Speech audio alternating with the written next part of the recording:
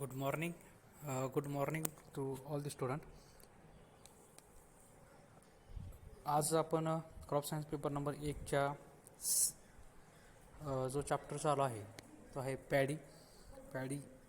तर तांदळाच्या संदर्भात आपण माहिती घेत आहोत. त्याच्यामधला जो पुढचा पार्ट आहे तो बघा की inter cultivation.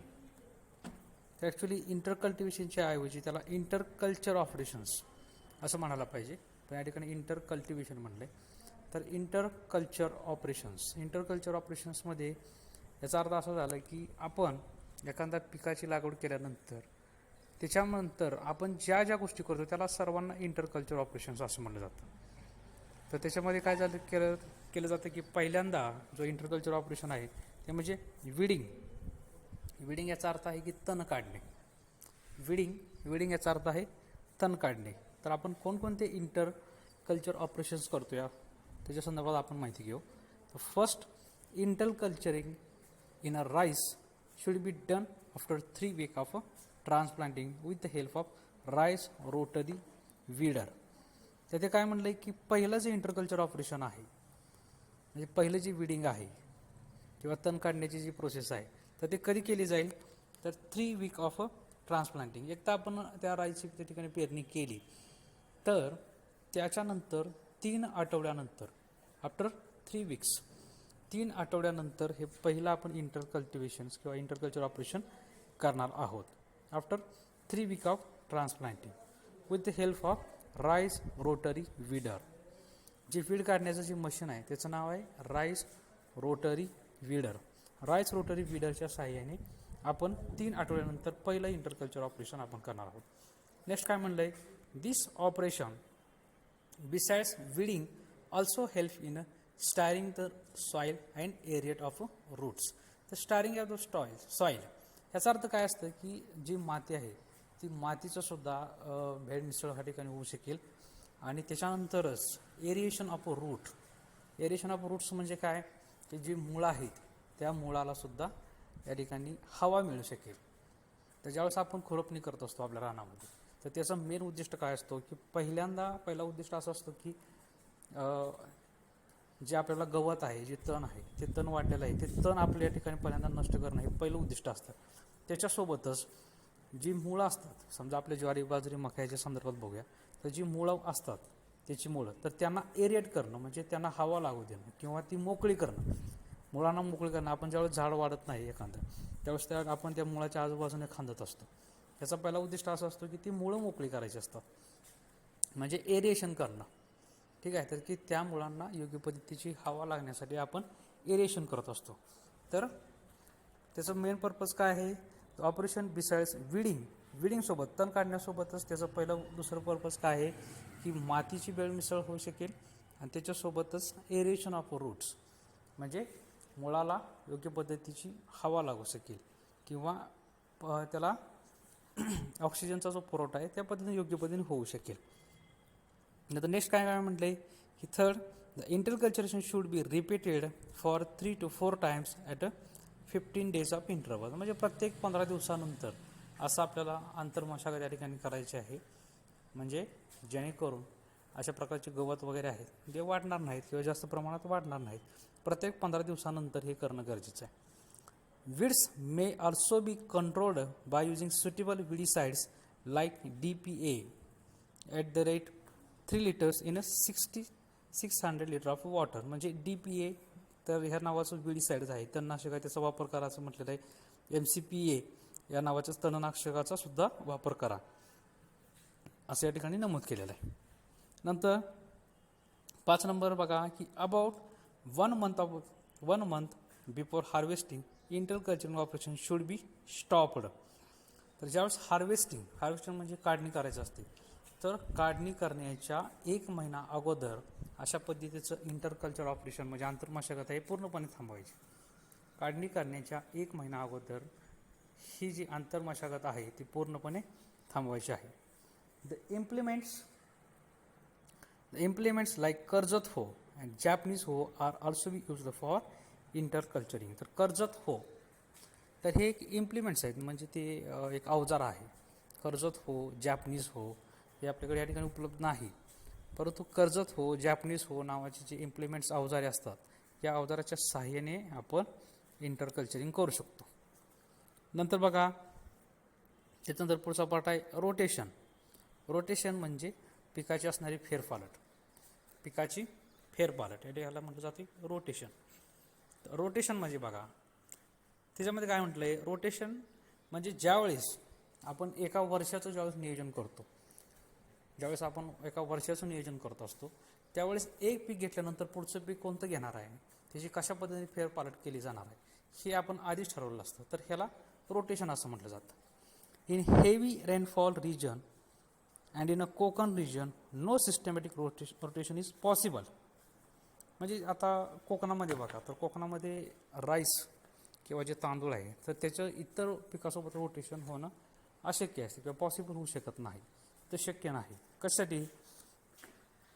Not possible. And rice crop is grown on a same line year after year within the following period in between two rice crop. म्हणजे काय केलं जातं की कोकणामध्ये आहे ना, तर कोकणामध्ये इतर पिकं घेता येत नाहीत. आपल्या ठिकाणी आपल्या भागामध्ये बरीचशी पिकं आपण घेऊ शकतो, पण कोकणामध्ये इतर पिकं घेता येत नाहीत. त्यामुळं त्या ठिकाणी कुठल्याही प्रकारचं रोटेशन करणं हे पॉसिबल होत नाही किंवा शक्य होत नाही. कोकणामध्ये कसल्या प्रकारचं रोटेशन करणं शक्य होत नाही. आपल्या भागामध्ये आपण पिकांचं रोटेशन म्हणजे फेरपालट करू शकतो एका वर्षामध्ये, पण कोकणामध्ये एकदा राईस पीक लावलं, एकदा राईस आपण तांदूळ लावला, तर पुन्हा ते फेरपालट करू शकत नाही. पहिला तांदूळ निघाला का दुसरा तांदूळ त्याच ठिकाणी त्याच क्षेत्रामध्ये लावला जातो, पण आपल्या ठिकाणी आपण फेरपालट करू शकतो. तर आपल्या ठिकाणी कसं असतं, in irrigated area common rotation are. In irrigated म्हणजे आपल्या ठिकाणी कसं पद्धतीचं रोटेशन केलं जातं. राईस बघा, राईस त्याच्यानंतर शुगर केन लावला जातो. राईस आहे तर राईसच्या नंतर शुगर केन लावला जातो. नेक्स्टला काय म्हणलं, राईस नंतर व्हीट, शुगर केन, राईस नंतर शुगर केन म्हणजे ऊस. 2 नंबर राईस व्हीट म्हणजे व्हीटचा अर्थ आहे गहू. राईस व्हीट म्हणजे व्हीटचा अर्थ आहे गहू. राईस आणि पुढचं पीक व्हीट म्हणजे गहू घेतलं जाऊ शकतं. 3 नंबर म्हणलं राईस पोटॅटो म्हणजे बटाटे. तर राईस त्याच्यानंतर बटाट्याचं सुद्धा पीक घेतलं जाऊ शकतं तांदळासोबत. नंतर राईस पल्सेस, पहिल्यांदा राईस म्हणजे तांदूळ घेतला जाऊ शकतो, पल्सेस म्हणजे कडधान्य, कुठल्याही प्रकारचं कडधान्य सुद्धा घेतलं जाऊ शकतं. तर हे आलं रोटेशन्स. 3 नंबर बघा, in a plant it rotated with potato or vegetables. In a plant म्हणजे काय भागामध्ये पोटॅटो म्हणजे बटाटा असेल, अँड व्हेजिटेबल म्हणजे भाजी, तर बटाटे भाजी ह्याच्यासोबत त्याचं रोटेशन होऊ शकतं. In western Maharashtra rice is rotated with वाळ क्रॉप्स. तर वाळ नावाचं जे पीक आहे, तर त्या पिकासोबत आपण आपल्या भागामध्ये वेस्टर्न महाराष्ट्र म्हणजे पश्चिम महाराष्ट्राच्या भागामध्ये तर राईस जे आहे, राईसचं वाळ यासोबत रोटेशन करू जाऊ शकतं किंवा ते पीक नंतर पुढचं घेतलं जाऊ शकतं. नंतर काय म्हणते मिक्स्ड क्रॉपिंग म्हणजे काय की समजा आपल्या ठिकाणी सऱ्या पडलेल्या असतात, तर सऱ्यामध्ये समजा एका ठिकाणी एका सरीवरती समजा राईस म्हणजे तांदूळ घेतला असेल, तर दुसऱ्या सरीवरती दुसरं पीक घेतलं जातं, त्याला मिक्स्ड क्रॉपिंग म्हटलं जातं. एका सरीवरती राईस तांदूळ घेतलं आणि त्याच्याच दुसऱ्या सरीवरती इतर पीक घेतलं, त्याला मिक्स्ड क्रॉपिंग म्हटलं जातं. तर त्याच्यामध्ये काय म्हणलं बघा, mixed cropping generally paddy crop is grown as a pure or soul crop. म्हणजे पहिल्यांदा जनरली जे राईस आहे त्याचं कुठल्याही इतर क्रॉपसोबत इतर पिकासोबत मिक्सिंग होऊ शकत नाही, जनरली ते मिक्सिंग होऊ शकत नाही. बट समटाईम्स सोन मिक्स्ड विथ कॉटन, मेज और तूर. तर ते ॲक्च्युली पहिल्यांदा अशी गोष्ट आहे की ते इतर पिकासोबत मिक्स होऊ शकत नाही, परंतु समटाईम्स म्हणजे काही वेळा आपण त्याचं मिक्सिंग कशासोबत करू शकतो. कॉटन म्हणजे कापूस, मेज म्हणजे मका, तूर. तर कापूस, मका, तूर इत्यादी पिकांसोबत आपण त्याचं मिक्सिंग करू शकतो. म्हणजे याचा अर्थ असा झाला की एक लाईन आपण राईसची म्हणजे तांदळाची लावू शकतो आणि दुसरी लाईन जी आहे ती कॉटन, मेज, तूर अशा पिकांची लावू शकतो, म्हणजे ते मिक्स करू शकतो. एकाच क्षेत्रावरती. नेक्स्ट पार्ट आहे मॅन्युरिंग. मॅन्युरिंग म्हणजे खताची असणारी मात्रा. आपण जे पीक घेतो त्याच्यासाठी खत मात्रा कशा पद्धतीची दिली जाईल याच्या संदर्भात माहिती बघा. मॅन्युरिंग तर त्याला म्हटलं जातं मॅन्युरिंग. 1 number 10 to 15 tons of FIM or compost per hectare is mixed in a soil during preparation of a line. 10 to 15 tons of FIM. FIM म्हणजे फार्म यार्ड मॅन्युअर्स.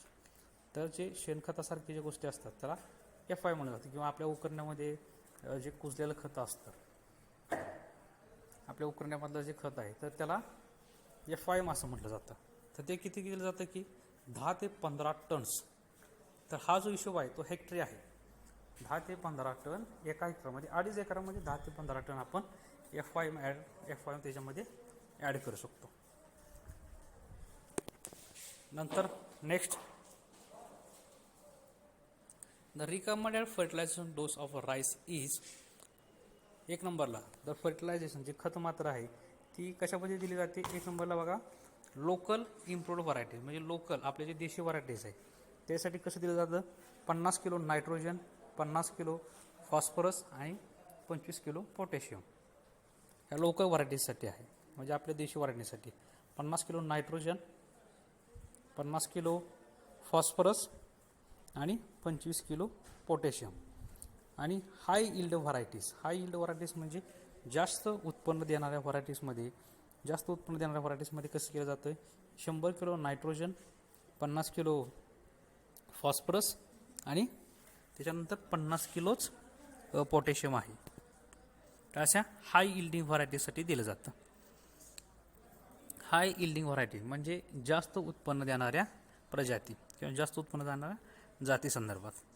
3 नंबर बघा in case of local varieties all quantity of fertiliser should be given at a time of sowing or transplanting.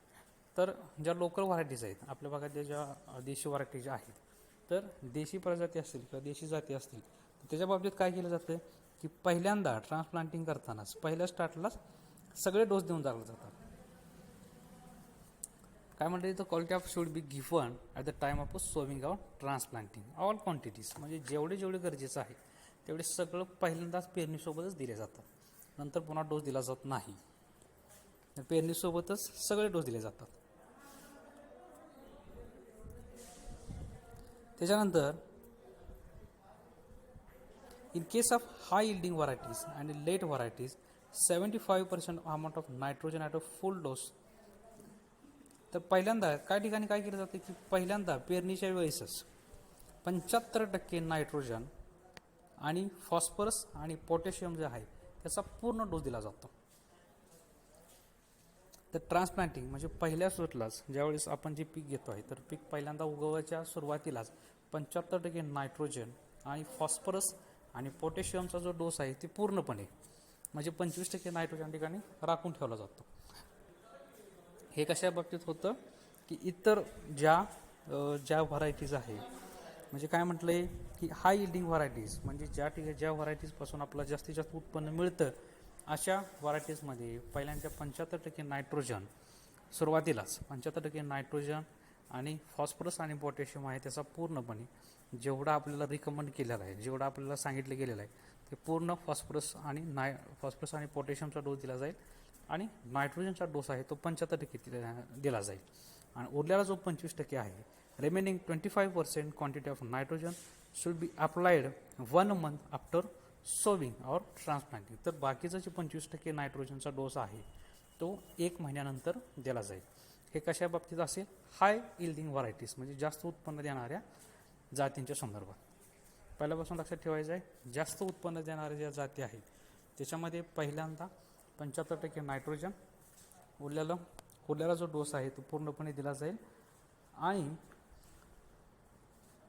उरलेला जो remaining 25% म्हणजे उरलेला जो 25% nitrogen आहे तो 1 महिन्यानंतर त्या क्रॉपला दिला जाईल. Nitrogen should be given through ammonium sulphate to avoid excessive leaching. तर अमोनियम सल्फेट नायट्रोजन देताना आपण जनरली युरियामध्ये देतो युरियाचं खत या ठिकाणी वापरलं जातं, परंतु इथे अमोनियम सल्फेटच्या साह्याने या ठिकाणी नायट्रोजनची मात्रा दिली जाते. Nitrogen should be given through ammonium sulphate to avoid excessive leaching. तर लिचिंग हा जो प्रकार असतो, तर लिचिंग म्हणजे जे खतं दिलेले तर ते खतं या ठिकाणी नष्ट होऊ नयेत म्हणून अमोनियम सल्फेटच्या माध्यमातून या ठिकाणी नायट्रोजन दिलं जातं. त्याच्यानंतरचा पुढचा पाठ आहे इरिगेशन या शब्दाचा अर्थ आहे पाणी देणे. नेक्स्ट पार्ट आहे तो इरिगेशन या शब्दाचा अर्थ आहे पाणी देण्याची जी प्रक्रिया असते किंवा पाणी साठा किंवा पाणी पुरवठा केला जातो त्याला इरिगेशन असं म्हटलं जातं. इरिगेशनमध्ये काय म्हणलं आहे, rice is a semi aquatic plant and required and abundant supply of water for proper growth.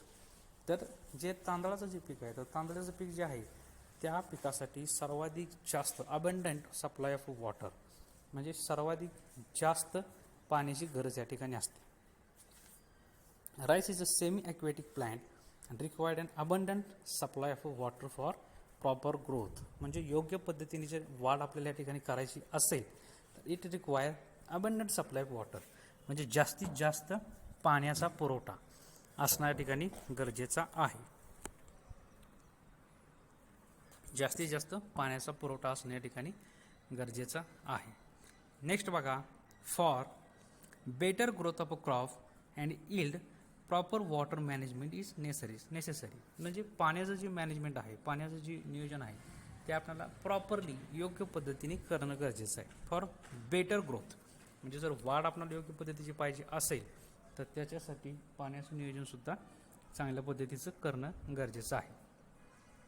The water requirement is hi during the initial period of growth. तर सुरुवातीच्या कालावधीमध्ये पाण्याचा पुरवठा सर्वाधिक जास्त असणं गरजेचं आहे. The water requirement is hi during the initial period of growth. तर सुरुवातीच्या वेळेस तर वॉटर रिक्वायरमेंट जे आहे पाण्याचा जो पुरवठा आहे तो जास्त असणं गरजेचं आहे. तर काय म्हणलंय 4 number, irrigation should be given at a critical growth stage of a crop such as. तर ज्यावेळेस असं असतं की पाणी ज्यावेळेस आपण देतो, ठीक आहे, तर ज्यावेळेस पाणी देत असतो तर त्याच्यासाठी क्रिटिकल ग्रोथ स्टेज म्हणजे पाणी देण्याची जी योग्य कालावधी आहे, जो योग्य वेळ आहे तो कोणता असतो तर त्याला क्रिटिकल ग्रोथ स्टेज असं म्हटलं जातं. पाणी देण्यासाठी जो योग्य कालावधी आहे तो कोणता आहे तर हेच त्यासाठी त्याला म्हटलं जातं क्रिटिकल ग्रोथ स्टेज म्हणजे पाणी देण्याचा योग्य वेळ. तर कुठलं आहे, पहिल्यांदा 1 नंबर बघा की टिलरिंग स्टेज. मग टिलरिंग ह्याचा अर्थ काय आहे की आपण ज्यावेळेस एखादं बियाणं ठिकाणी पेरलं असतं तर टिलरिंग म्हणजे त्याला थोडेसे फांद्या फुटायला लागल्या, सुरुवातीला जर त्याच्या फांद्या फुटायला लागल्या असतील तर त्या स्टेजला आपल्याला पाणी देणं गरजेचं आहे, त्याला म्हटलं जातं टिलरिंग स्टेज. 2nd नंबर आहे इंटरनोड इलॉंगिनेशन स्टेज. तर इंटरनोड तर मी साईडला या ठिकाणी डायग्राम काढून दाखवले, त्याला इंटरनोड म्हटलं जातं. इंटरनोड म्हणजे आपण ज्यावेळेस एखादं ते जे क्रॉप आहे ते ज्यावेळेस पीक येईल तर त्यामध्ये छोटेसे फुटवे बाहेर आले जातात, त्याला जर म्हटलं जातं इंटरनोड.